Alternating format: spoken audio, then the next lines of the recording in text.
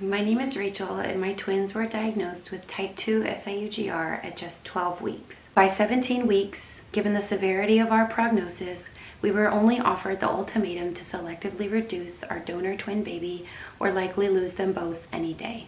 But thanks to Mary, Carolyn, and everyone at the TTTS Foundation, we were able to learn beyond what our doctors were telling us. Utilizing the knowledge we gained from the TTTS Foundation and against our doctors' more than 20 years in the field, chose to try and save both of our babies by going on strict left side lying bed rest and consuming a high protein diet. From the start of our pregnancy, we saw persistently absent blood flow for our donor baby. When the Dopplers began to reverse at 24 weeks, I was immediately admitted for antepartum monitoring. Because our boys weren't expected to make it to viability, antepartum monitoring was our goal. In the days following my admission, the Dopplers reverted back to persistently absent, and we were no longer seeing reversals. Despite the change, I remained in the hospital and continued my strict left side lying bed rest and maintained a goal of consuming at least 175 grams of protein per day. When suddenly, around 27 weeks, our Dopplers began to normalize. Not just 1, 2, or 3 ultrasounds, but nearly a whole week of normal Dopplers. Our doctors were stunned as we hadn't experienced normal blood flow throughout nearly the entire pregnancy. After a handful of days of normal Dopplers,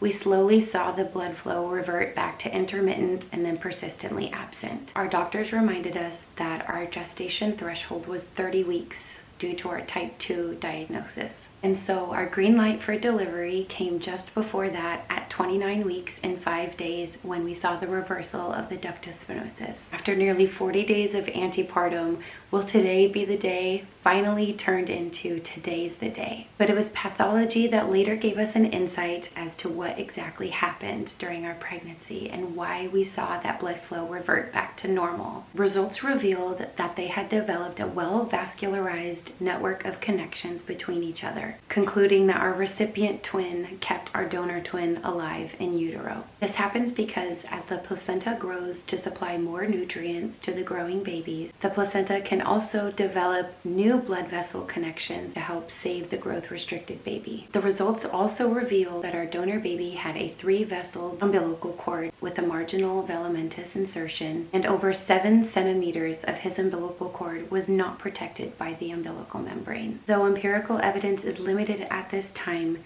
there are cases such as ours that depict how twins can save each other from SIUGR. Despite our beginning filled with grim statistics and so much stress, our boys are now 3-year-old walking miracles, and to this day have had no delays, seemingly defying all statistics stacked against us. They say those who sow in tears shall reap with joy, so never give up hope, cling on to faith, believe that it can happen to you, because I was once there too.